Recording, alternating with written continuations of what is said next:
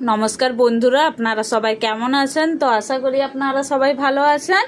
चले एसेछि आजके आबार एकटा रेसिपि निये। तो आजकेर रेसिपि होच्छे बेगुन पोस्त। तो एर जन्य कि करेछि, प्रथमे एखाने आमि 3टे बेगुन निये नियेछि बड़ बड़ साइजेर। तो एबार एगुलोके हाफ करे माझामाझी हाफ करे एगुलोके आमि केटे नेब। केटे एगुलोके धुए नेब। तो बेगुनगुलोके এইভাবে চিড়ে নিয়েছি সবগুলো বেগুনকে। এবার এগুলোকে ধুয়ে নিয়েছি ভালো করে। এবার এতে পরিমাণ মতন লবণ এবং হলুদ দিয়ে আমি মাখিয়ে দেব।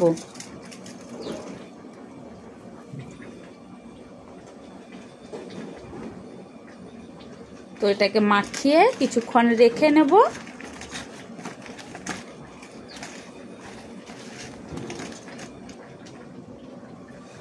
तो बेगुने नुन हलुद माखानो कमप्लीट। एबार एटाके आमी साइड करे रेखे देब। एबारे एकटा मिक्सारे आमी निये निচ্ছি 1 बाटी पोस्त। तो एटा 3 टेबिल चामच पोस्त आछे। जेहेतु आमी 3टे बेगुन निয়েছি তাই এখানে আমি 3 টেবিল চামচ পোস্ত নিয়েছি। আর নিয়ে নিচ্ছি 3টে কাঁচা লঙ্কা আর একটু আদা কুচি।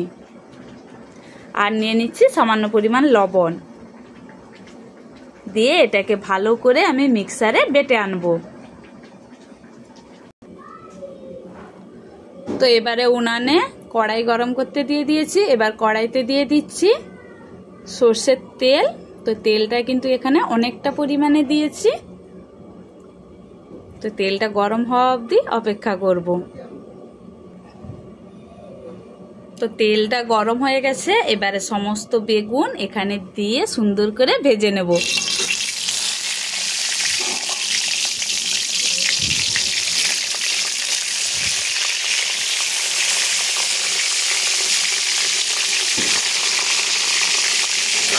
তো বেগুনগুলোকে সুন্দর করে লাল করে দুপাশ ভেজে নেব।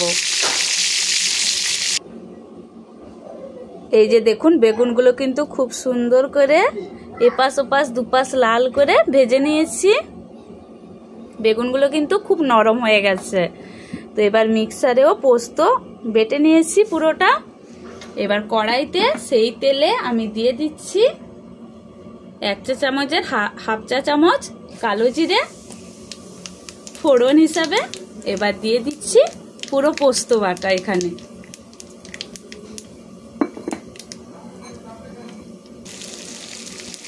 তো সমস্ত পোস্ত বাটা এখানে দিয়ে দিয়েছি। এবার ভালো করে এটা তেলের সাথে কষিয়ে নেব আমি। তো 2 মিনিট মতন পোস্তটাকে সুন্দর করে এর সাথে কষিয়ে নেব।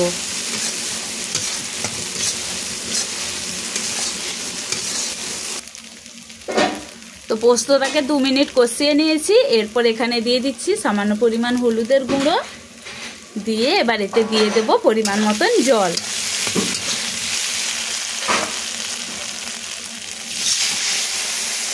তো এটা কিন্তু খুবই একটা সহজ রেসিপি। আপনারা চাইলে নিরামিষ দিনে এটাকে বানিয়ে নিতে পারেন। এটা কিন্তু খুবই ইজি রেসিপি একটা।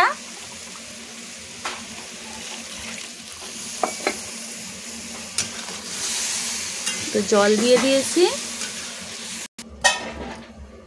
তো এখানে পরিমাণ মতো জল দিয়ে দিয়েছি। এবার দিয়ে দিচ্ছি 4টা কাঁচা লঙ্কা আর দিয়ে দিচ্ছি ভেজে রাখা বেগুন।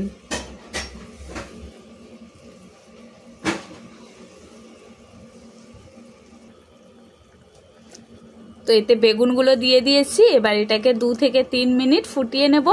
তাহলে কিন্তু রেডি হয়ে যাবে আজকে আমাদের বেগুন পোস্ত। তো 2 মিনিট ফুটিয়ে এবার নামিয়ে নিয়েছি শুকনো শুকনো করে। তো এই যে রেডি হয়ে গেছে আমাদের বেগুন পোস্ত রেসিপি। তো এটা কিন্তু খেতে দারুণ লাগে। আমাদের বাড়িতে অনেকবার বানিয়ে খেয়েছি এই রেসিপিটা। তো বেগুনটাকে কিন্তু এইভাবে রান্না করলে আর কিছুই লাগবে না, পুরো এটা দিয়েই ভাত খাওয়া হয়ে যাবে, সবটা ভাত। তো আজকের জন্য এইটুকুই। কেমন লাগলো রেসিপিটা কমেন্ট করতে একদম ভুলবেন না। তো সবাইকে টাটা।